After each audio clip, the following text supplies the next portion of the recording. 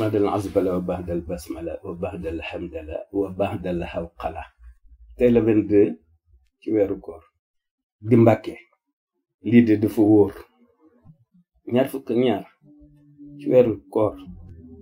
rikk nan ndogo kafe gu foor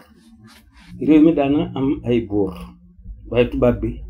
daa gën a foor kii nuy jox nuy lekk ba suur nag